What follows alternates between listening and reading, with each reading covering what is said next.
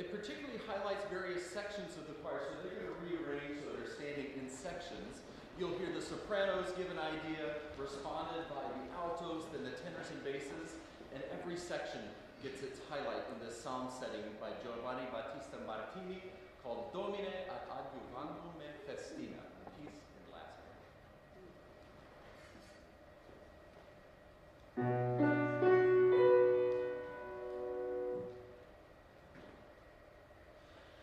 Oh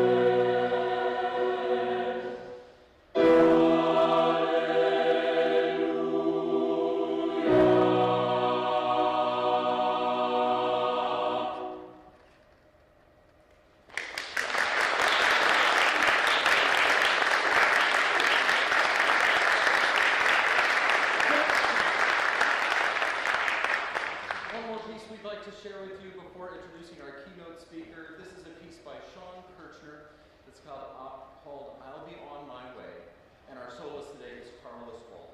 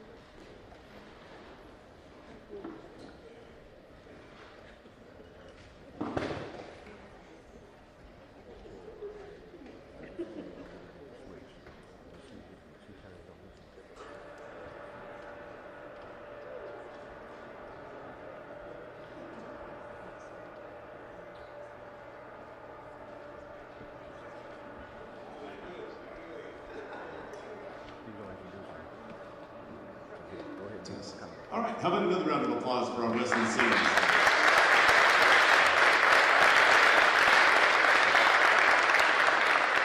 Good afternoon. I want to welcome all of you to University College Day. This is probably our favorite day of the entire year. It's very exciting, and we want to welcome you and thank you for participating in this exciting day.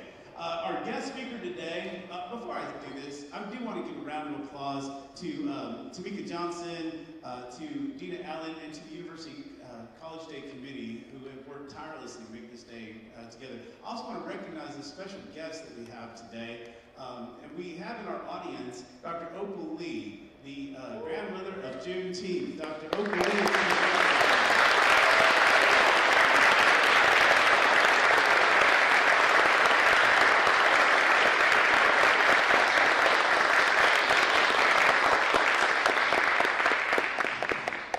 And without any further ado, I would like to pass it over to our speaker today. This is Shermann Dilla Thomas, and Shermann is just an exciting, innovative speaker, and please give him a warm Wesleyan round of applause.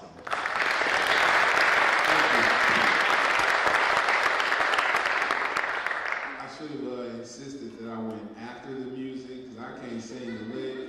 It's hard to follow up that. Then that last guy that left, if I could sing like him, the amount of trouble that I would be in my life, please pull me over, I'm gonna start singing. Didn't do something I was supposed to do at the house, I'm gonna start singing. I'm talking about you, bro. Shout out to you.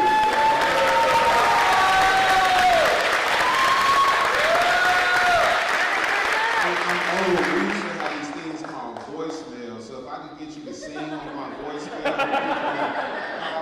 that'd be fire. My name is Dilla. I fancy myself a Chicago historian. I'm actually the byproduct of what happens when many of you, particularly the students, when your research finds a space where that information can get put out into the public, right? So you're listening to me run my mouth partially because of a social media channel that I started. I'm from the south side of Chicago. I'm the son of a Chicago police officer. My mom was a nurse.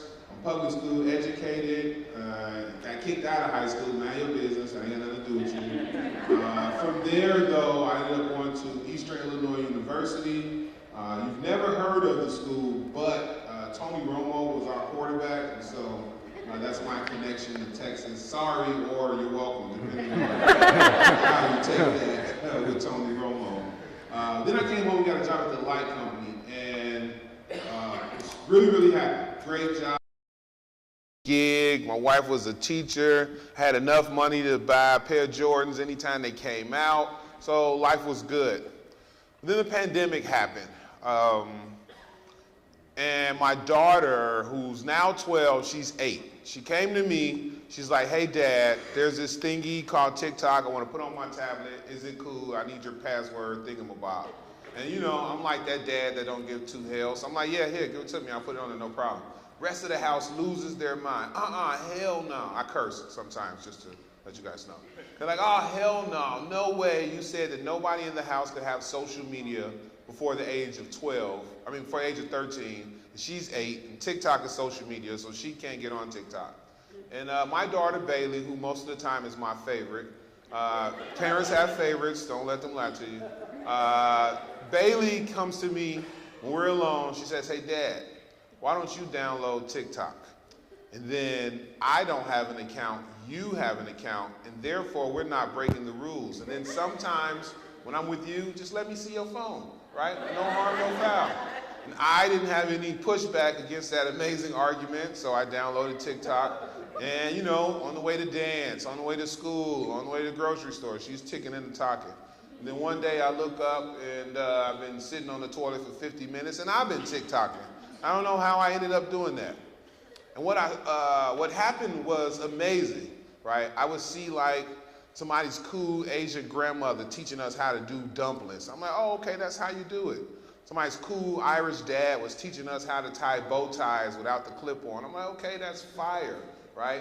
Somebody's abuela was teaching us how to roll masa. Early TikTok was awesome. It was very, very informative. Taught you all kind of cheats and how to put up drywall. And then I fell into, I guess, the algorithm that started to get into history because for the last 20 years of my life, I've been independently studying the history of Chicago. And so it was the history of Boston, it was the history of New York. But then when it got to Chicago, it was only about the violence that happens in Chicago. And then I clicked the Chicago hashtag, and every other video is either how terrible the city is, or something to do with gangs, or why the rest of America should never come visit Chicago, despite the fact that we're a world-class city. And so I went to Target in my Chicago arrogance. I bought a $9 ring light. I set it up. And I wanted to let people know that in Chicago in 1893, we had this thing called the World's Fair. And at the World's Fair, Chicago invented Cracker Jacks, Doberman gum, juicy fruit, chocolate brownies, the Ferris wheel, the dishwasher. Some of y'all little spoiled selves don't know how it feels to be the dishwasher for your household. You got to use a little machine. That machine got invented in Chicago. So did the vacuum cleaner. And so I make this video just saying, hey, you're ragging on the city that has given a lot of amazing things to this country. In fact, I live by the saying that everything dope about America comes from Chicago. Now, if you want to have that argument with me later, I am always here for that. So I go to sleep, I wake up, video got like 5,000 views. My kid's like, oh, okay, Dad, you're doing something. So then I make the video saying that Chicago was the first place that ever had an American street race. Right? The first ever car race happened in Chicago, Thanksgiving Day, 1895. Then I make another video talking about how gospel music as a thing comes from Chicago. I make another video about how Beyonce had just did Renaissance album, it was all over everything. Well, that's house music, and house music, sure enough, is invented in Chicago. And so it felt to me that we were spending a lot of time hyper-focused on the negative and not on the positive. So I decided in that moment that that's what I would do. I would wake up every day, I would go to my little blue-collar job, and when I got home, I would put out a new Chicago fact. And about fact number 120, I go to sleep and I wake up, the video hit 1 million views. And it wasn't anything special, it was just about this thing called dibs we do in Chicago. You all don't have to do it, because if it snows a 1/2 centimeter, you're gonna shut down the state, planes can't fly in, it's ridiculous down here. But in Chicago in 1967, we had a blizzard. And 18 inches of snow fell in like 7 hours.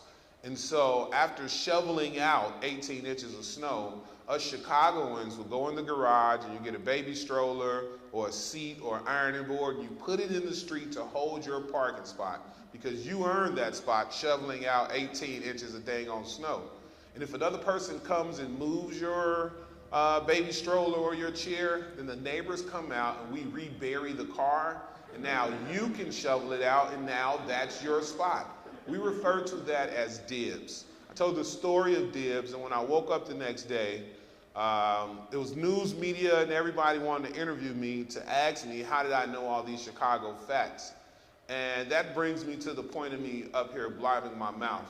We're in a space right now where history is not only being erased, in many instances it's being rewritten. And the only truly effective way to prevent that is to have that meeting point of the research that you all do meet the public space.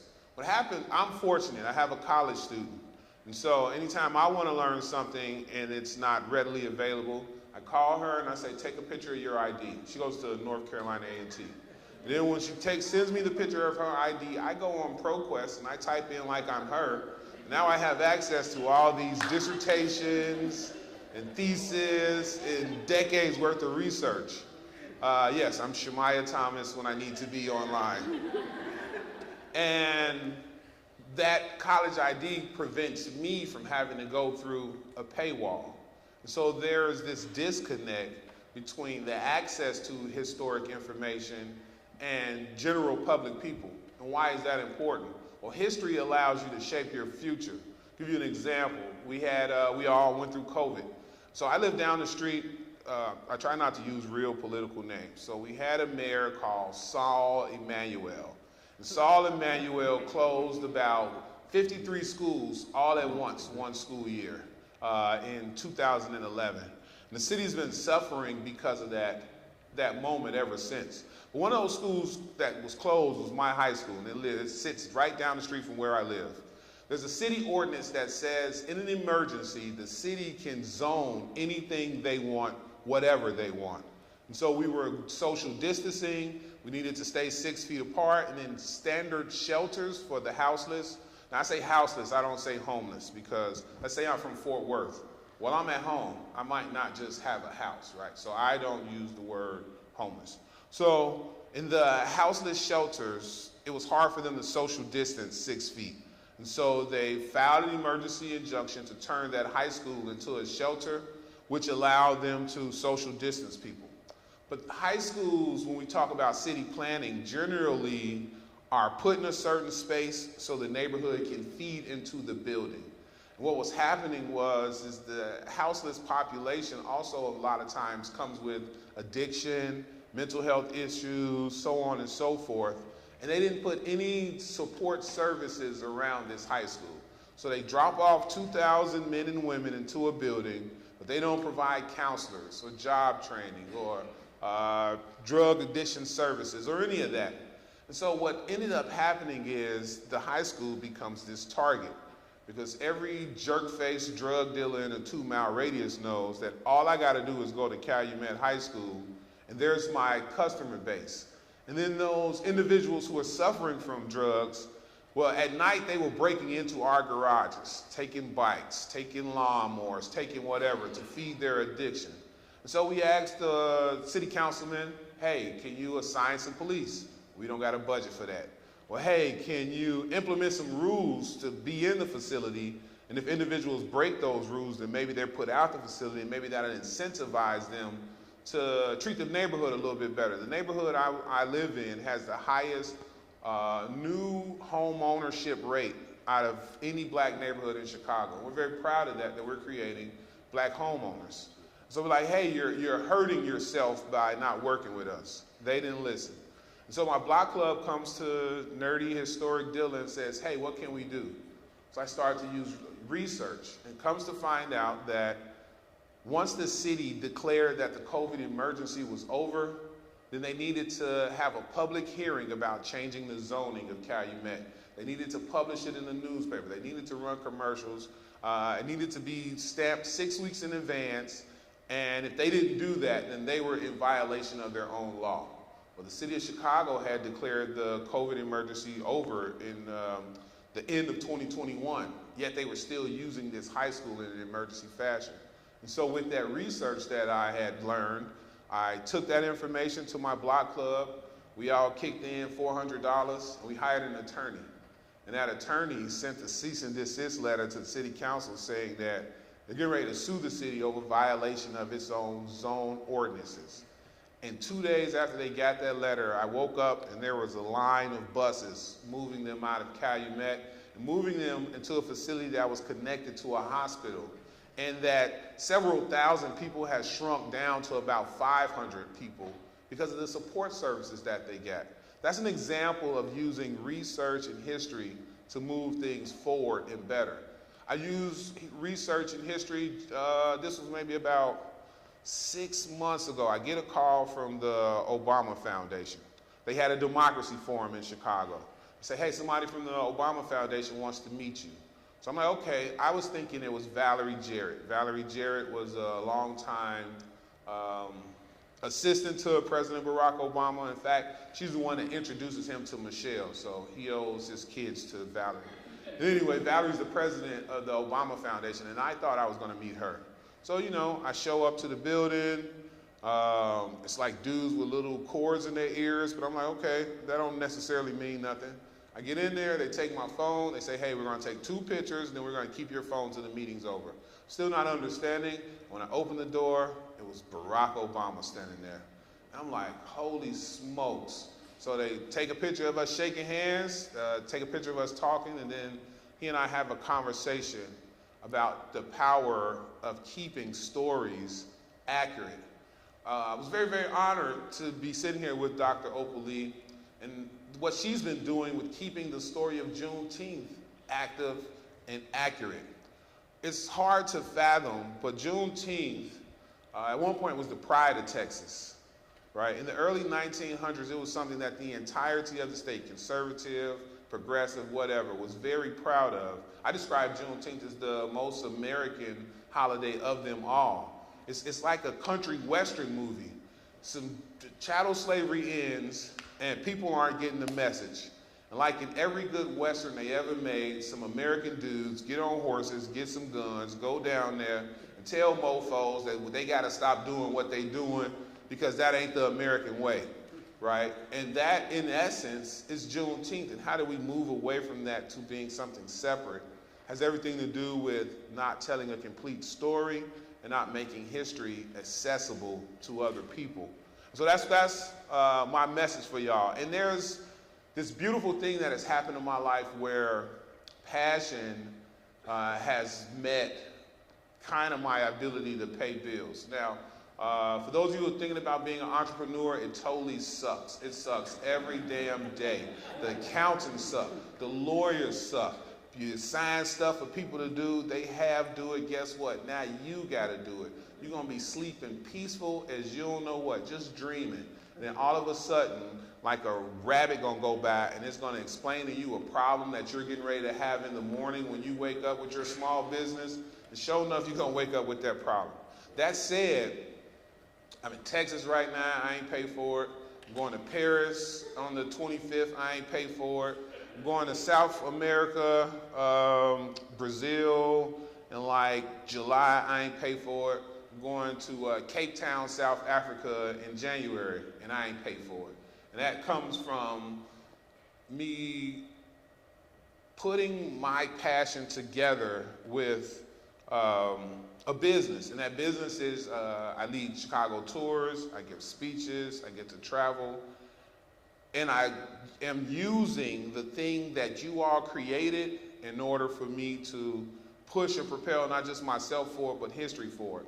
Research is this amazing thing, but there's this separation of those who do the research and those who need the research. And it's gonna be on you all to connect those two. It's crazy to me that social media can be a thing that we use. I encourage you, we just saw an amazing presentation about can AI serve as therapy? Those kind of conversations should be put on social media so that those who are outside of the academic walls can engage in those type of conversations. There is that's going to be the line of defense as it relates to keeping history and storytelling and narrative-based storytelling moving. We're seeing right now in real time that at any point there can be a change federally where the money that schools needs to function can be held at ransom if those in power don't agree with the school's messaging or the things that the school is teaching or its inclusivity or any of those things. But what can't get banned is things put out into the public space. And putting them in the public space not only protects the integrity of the story and the history, but it allows for it to continue to go forward.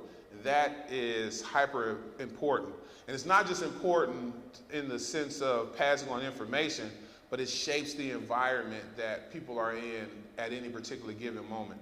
If you understand how we arrived at a place, then you also have the tools to correct that place. But many times those tools have come from historical and research work that's not accessible to the public. And so that's my message to you. Whatever thing that you're getting ready to, first of all, some of you all are getting ready to graduate and major in something that don't make a lot of money. So you need to figure out something supplemental. My suggestion is get you some rental property early before you mess your credit up.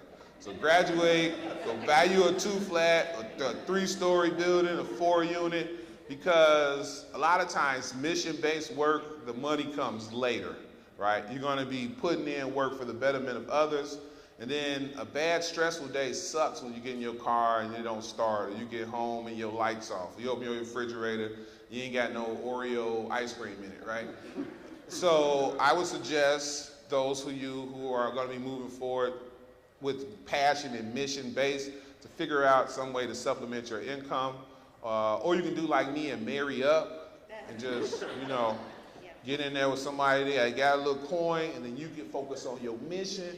And and they can keep the mortgage going, everything will be all right. But don't let a lack of income stop you from being able to continue to push and passion, because the money is going to come. I was doing TikToks for free. There's no pay for it. And even if you get into the thing where they send you money, you got to get like 20 million views to get $50, right? It's not something that you're going to get rich off of. But it's all about who's watching the type of work that you're putting out.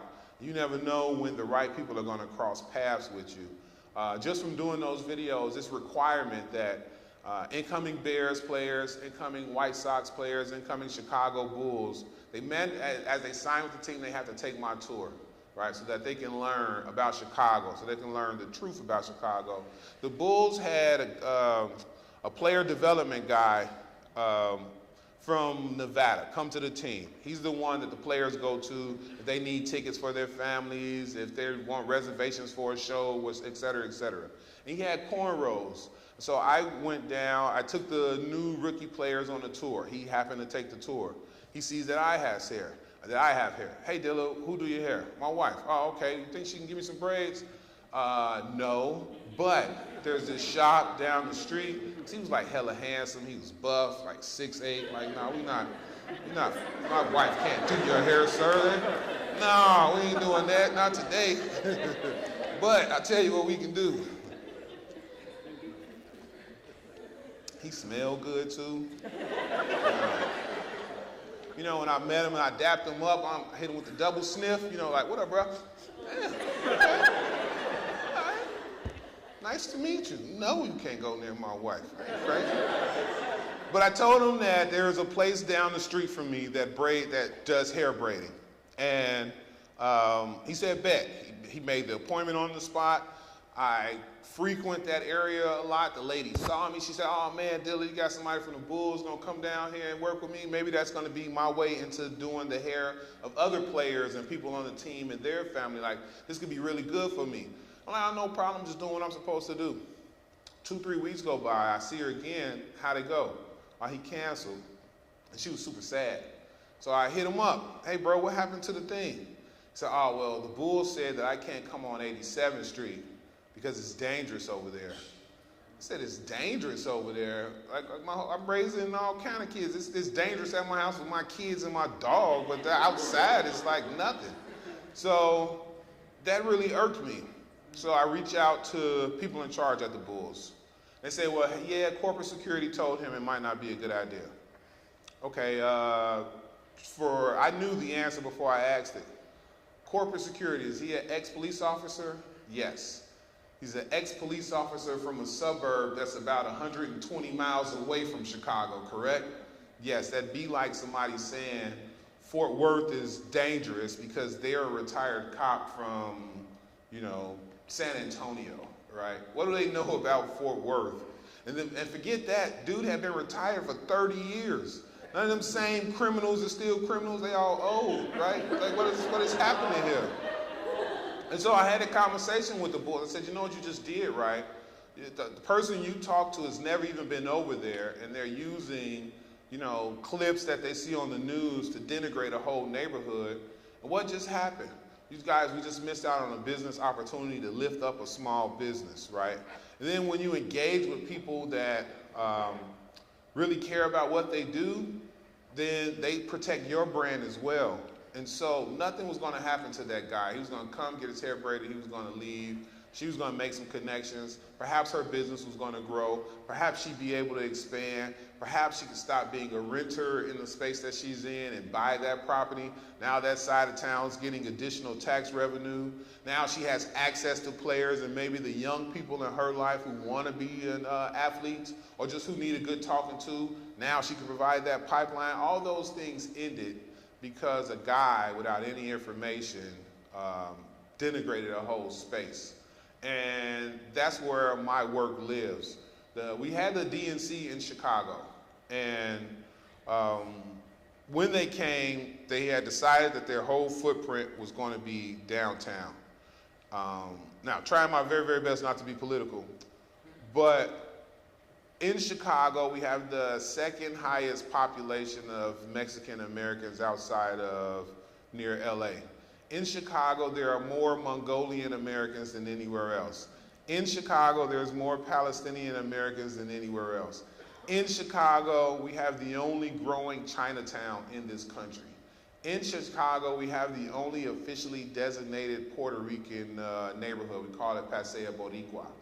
In Chicago, we have the second highest demographic of Irish Americans outside of Boston.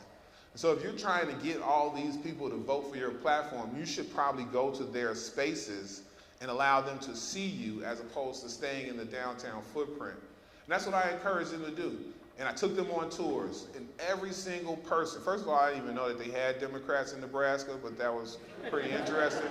But the folks from Nebraska that was there said, man, Dilla, I didn't know that Chicago was so beautiful. I didn't know that your architecture was so rich. I didn't know that this place has so much culture and diversity.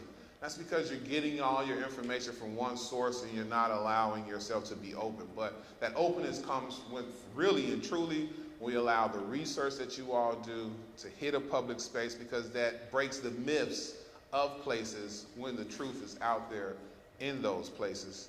And so that's what I'm encouraging you to do. I am sincerely encouraging you. Also, give your teachers hell, right? A lot of this curriculum, a lot of what they do should also be on social media. You know, each course at the top of the semester should create a page. And right then that course just that page will continue to grow as the semesters go and go and go. It'll give people who are thinking about taking that class a glimpse into that class, but also it'll allow for a permanent record to be placed somewhere in an internet space that allows us all to have access to that truth. And having that access prepares you to fight all kind of battles. I had the distinction of being invited to Yad Vashem. Yad Vashem is the International Holocaust Museum in Jerusalem. I was there to tell the story of the black liberators.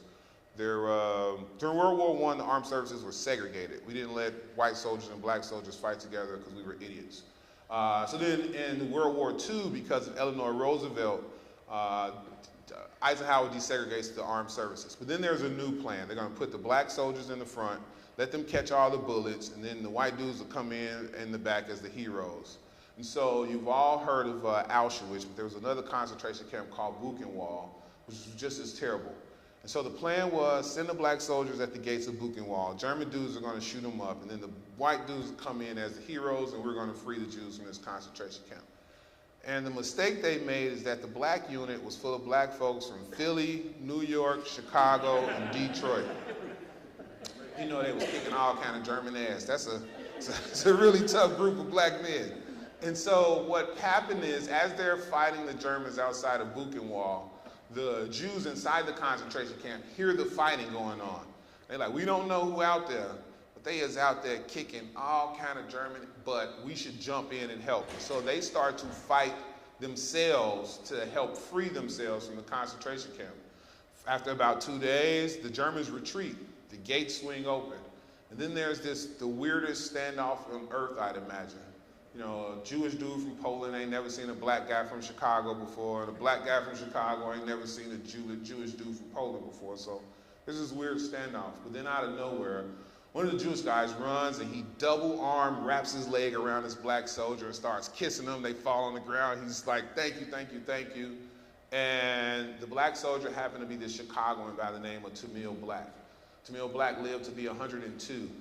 He and that Polish fellow wrote each other letters until the Polish dude died in about 96, 97.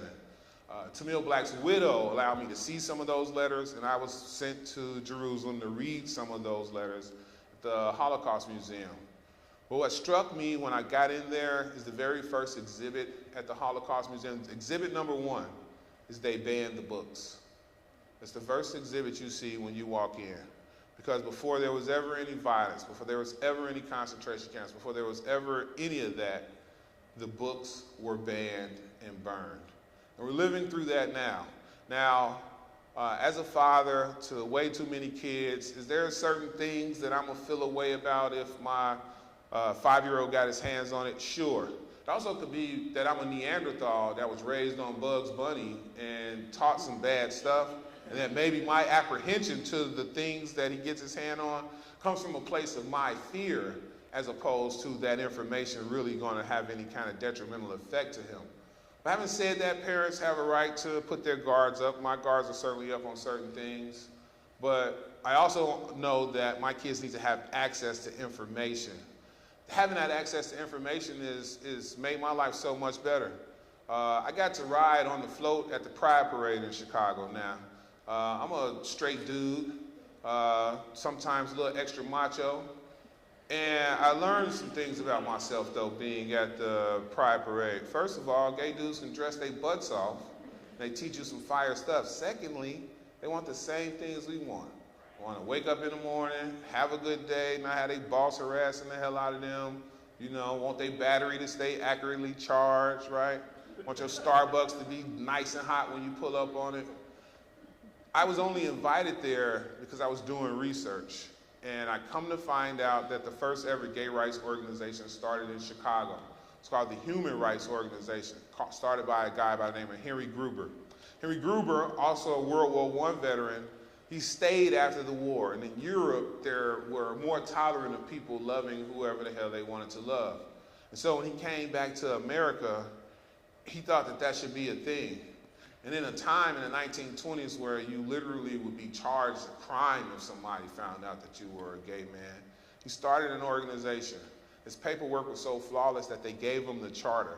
But the very next day, his landlord evicts him. So other gay men in Chicago hear that story, and they invite him to their neighborhood. They chip in, they get him a little rundown studio apartment. And he starts to hold court there. And it's this beautiful thing where people come over and they just want to be themselves. And that space starts to become this thing that they say that's where the boys hang out. And if you come to Chicago today, where the boys hang out is now our cultural area called Boys Town. Largest pride parade in the city. But out of that, learning about that taught me the origins of house music. House music was invented by this black dude named Frankie Knuckles. Used to call him DJ Frank. He's a gay guy from New York, moves to Chicago. He's DJing at the Warehouse. That's the name of the club. It's called the Warehouse. It's how house music gets its name. And anyway, you know, he's doing his thing, playing some disco or some Marvin Gaye or some Michael Jackson. I don't know, I wasn't there, god dang it. And anyway, his partner walks up to him, gives him just a little kiss on the cheek, and he keeps DJing. And somebody who saw that exchange called DJ Frankie homophobic slur. So DJ tapped his boy and said, hey, can you finish doing this for me? I just need 2 songs. And he told the guy that called him a phrase to step outside. And as the story goes, he made him spell the slur that he called him with his knuckles. And so from that day forward, Frankie's name was changed to Frankie Knuckles. The next time you go to London and they're playing EDM, you're actually listening to very sped up Chicago house music. And so they invited me there to tell that story. And so the float gets to the little part where I'm supposed to talk, and I stand up. First thing this like 82-year-old lady says is, well, that man is handsome. What's his name? So now I'm a little wigged out, but I go into the story anyway. And the amount of people who came to me and said, we could tell that you were uncomfortable, but you did it anyway. And you know what that did for me? Is that made me feel seen. And I felt seen because you decided to learn something about someone else, use that information to empower others. And we're at our best when we do that with social media, right? The power to narrative-based storytell is in all of our hands. And not only, again, could it be a business model for you, but it's going to be freeing for others. And so that's what I encourage you to do. Like, whatever your major is, there's going to be information in books, information that you glean from repositories. We got to figure out a way to make that information accessible to the public, because not everybody can pay the $19.99 subscriptions needed to have access to certain things. I also want to make sure that I am leaving time for questions in case somebody has any questions for me as it relates to how I got started, what tools I use to put things on my channel. Right now on TikTok, I think I got maybe close to 120,000 followers, about the same on Instagram, about 30,000 something on YouTube. And all I do is I tell these stories. I tell stories about Chicago that empower other people, that lift up other people. And what do I get out of that in return? I get to see the happiness other people feel when they feel seen, right? And at the end of the day, that's what many, many of us want. But the bridge in that is to take that information that you're learning here and put that in the public space so that others can access it and get something out of it. Before I continue to run my mouth, anybody have a question for me at all? Yes.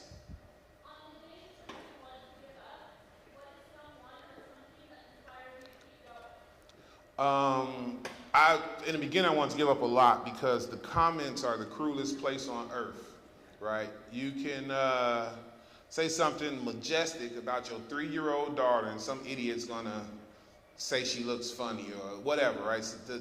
And I refer to that as the loud minority, right? Because people who got a brain, what I've come to learn is you see something on the internet, you agree with it, you disagree with it, you either like it or you don't, and you keep scrolling. There's something, I don't want to say wrong with, but there's something missing in another person's life when you stop what you're doing to be negative in the comments when there's so many other things to be positive about, right? But having said all that, an overload of that will certainly make you say, why am I doing this? And my wife always tells me that there's way more people watching than talking. And so I take that and I always use that, right? Like, you know, if a video about Chicago, if some kind of way all the dudes with Confederate flags found my video and now they're going to tell me all what's wrong with Chicago, there's typically more views than comments, which lets me know that there was more people who watched it, took what they were going to take from it and keep it moving than people who had enough time to waste in their day to be negative about something that they don't care about. So I think about that.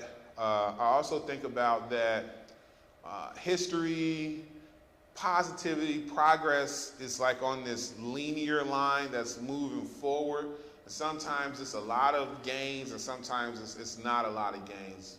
But if I keep going, I can only go forward, right? So those are the things that keep me moving. I think about, there's a quote, just remember you are facing just what other men have met. And, you know, April 4th, right, was the day that Dr. King was assassinated. And on April 4th and on January 15th, every church in the country got a speech about Dr. King. Everybody gonna have his face on the fan. McDonald's gonna have a Dr. King commercial. Coca-Cola got his face on the bottle. Everybody loved King. In January of 1968, in Time magazine, he was voted the second most hated person in America, right? So I think about that too. Like, sometimes you could be totally on the right, and people still gonna hate you or be negative, and they win when you give up. Yes?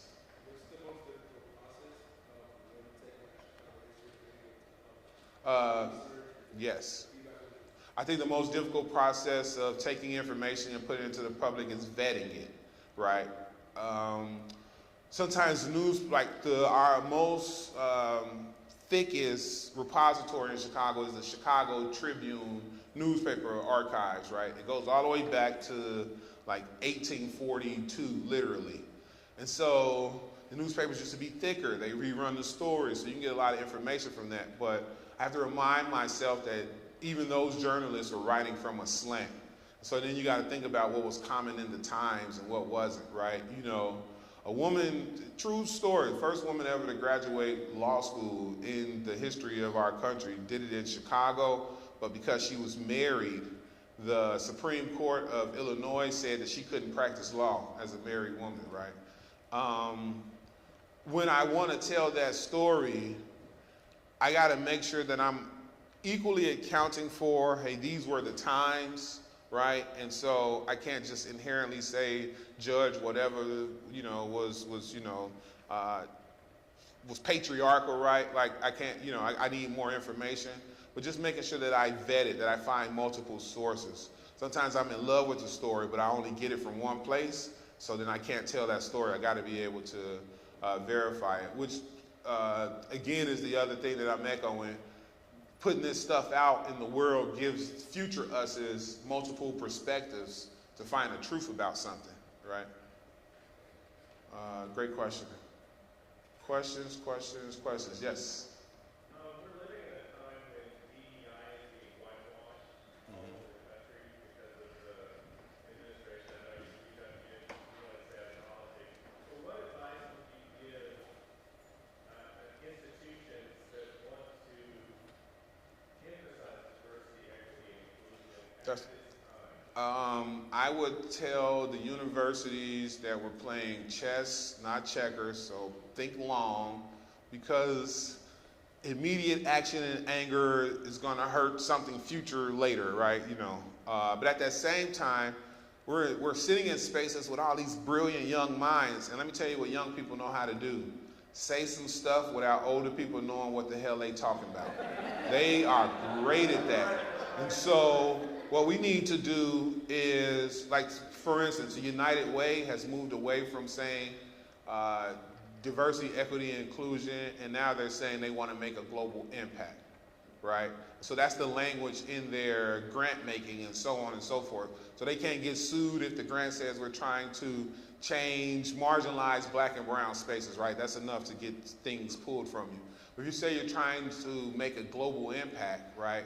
The globe includes a lot of people, and then you can kind of hyper-focus on people who represent the globe, And so I just think that we're in these universities, there's language that the young folks can help us come up with, where we're still doing the exact same thing. We're still making sure that diversity is alive and well on the boards and in the classrooms and with the staff and everything else, that people feel that they're included. And that there's equity in the process without using those words, right? It's like some poet, old dead dude said, a rose is still a rose even if it ain't a rose type of thing, right? I just think that once they tell us what they're shooting at, it makes it so much easier for us to go around and do something else. We can still provide diversity without saying diversity as a word. And I think that should be the focus, right? Okay. You can't stop the action, fine, I won't use that word. By the time they catch up with what we're doing, we've already been doing it. Young people, they be talking over me. I had to pull one of the other ones to the side. All right, what y'all just say right now? I'm cutting your phone off. Questions? Yes?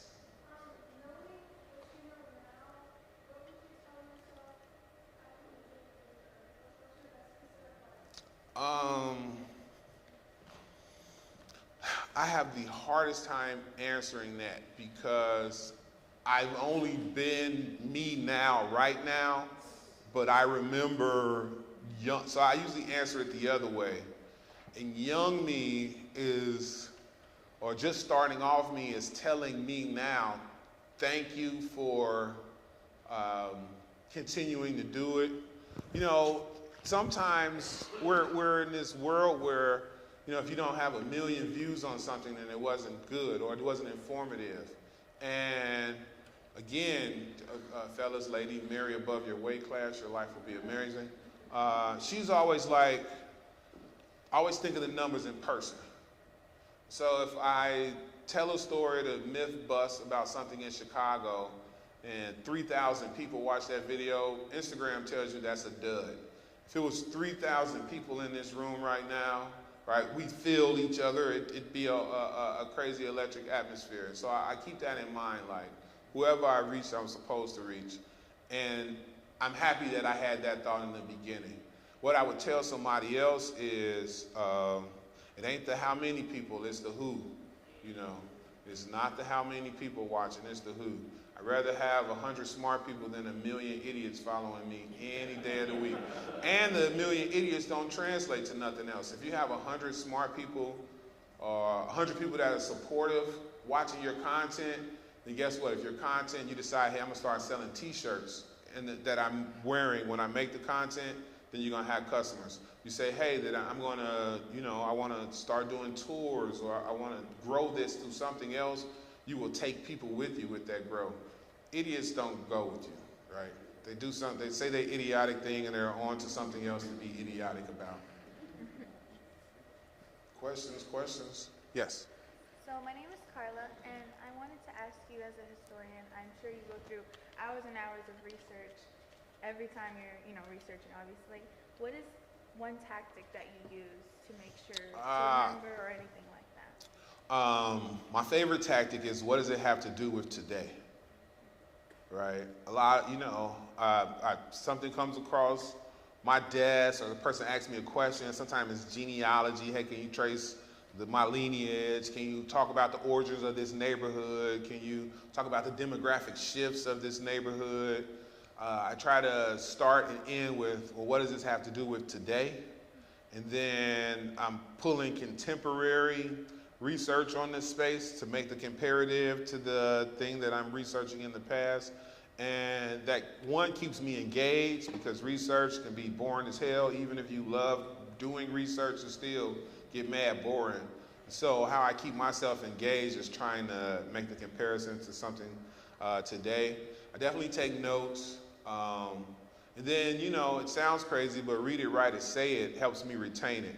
And so once I have learned something cool, once I found out that Wizard of Oz was written in Chicago, then yes, that's a fact. Thank us very much for Wicked and Galinda and Alphaba. Y'all welcome, right? Right? That's us. We'll take that one. But once I learned that, it ain't like, okay. Now I'm picking up the phone and I'm boring my brother's faces off. Hey, G, guess what? I just read that Frank L. Baum moved to Chicago to be a journalist for the Chicago Daily News. They let him go. He was at the House Board. So he started writing this anthology, The Wonderful World of the Wizard of Oz, and each character had his own book. And then MGM is the one that merged them all to give us The Wizard of Oz as we know it today.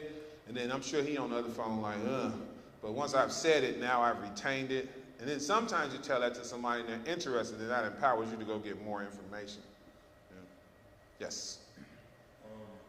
I have a similar question.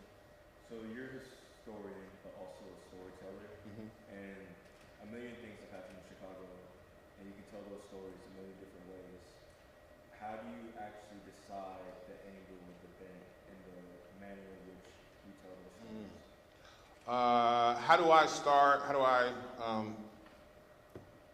decide how to tell the story, what angle to take, what approach to take? One, if you can't already tell, one of the greatest things that happens to you when you start to get old is that you really, really like yourself, if you're lucky, right? Like as you're growing up and coming up, you're trying to figure yourself out, but then you hit to a point where I don't care what I got on. I'm going to Aldi's to get some apples. I'm still flat Dilla. I know that I got Travis Scott's at the crib. I know you know what I mean? And so, one, the story is getting told. The approach I take is to make sure that I remain authentically me, right? Sometimes when you're young, you want to shift. If the crowd is super important, you're in front of the vice president and the provost and the dean and all of this, you may want to, get a little more of that, right? But that takes away from it. What I've learned is that the story is important, but the storyteller a lot of times is why people are engaged with the story in the first place. So don't remove yourself from it. Tell it through your perspective. Then I think about my audience, who I'm going to be talking to, and how it benefits them or how it's affecting them. And that'll be the angle that I take when telling the stories. Like I say, try to compare it to something that's contemporary. And if not directly contemporary, something that's pretty close to what could possibly be going on right now. And then, I tend to live for the stories that are lesser told. There are stories that get told over and over and over again. And so, it's like the movie Coco, right? I'm trying to tell these stories so that the people keep living on, right? So I try to go with lesser known stories. I remain myself, but then I keep my audience in mind. Yeah. Sometimes I'm thematic too, right? If it's Labor Day, I'm talking about labor history stories, some things of that nature. Questions? Oh, well, that was easy. I'm finna find some barbecue in Dallas. Mess my shirt up pretty good. I'm going to ignore the kids' phone calls. Lastly, though, you're fortunate enough that you're around. I'm sure the university brings in some amazing people. You're gonna, so many other things that you could be doing. You're gonna look up, you're gonna find yourself 30, 40, 50. You're gonna see these amazing people that the campus has brought to you doing stuff. You're like, dang, I remember when she came to campus, and you're gonna start kicking yourself that you didn't go and engage that day. Take opportunity of everything that they provide you guys here. Take that opportunity. Believe you me, you are gonna blink, you're gonna be 15 pounds heavier, you're gonna have bills you ain't wanna have, you're gonna be responsible for stuff you don't wanna have to be responsible for. You're gonna miss this time, so take full advantage of the time.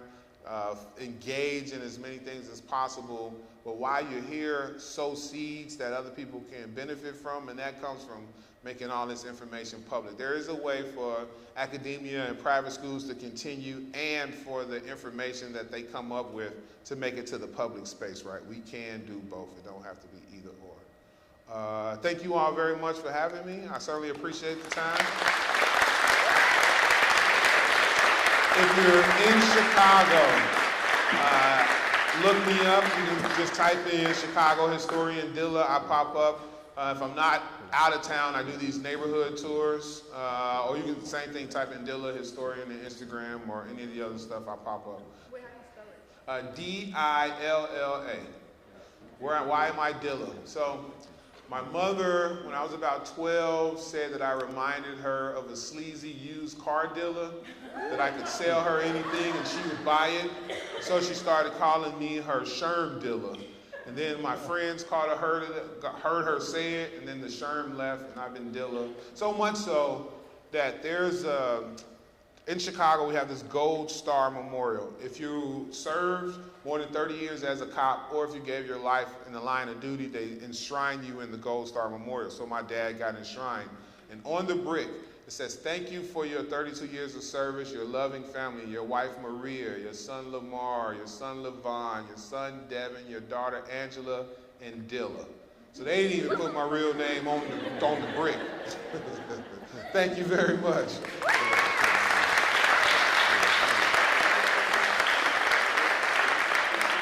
Okay. We have all of us at Texas Wesleyan. We would like to present this to you, Dilla. All right, on. Thank you. Thank you. We want to encourage you to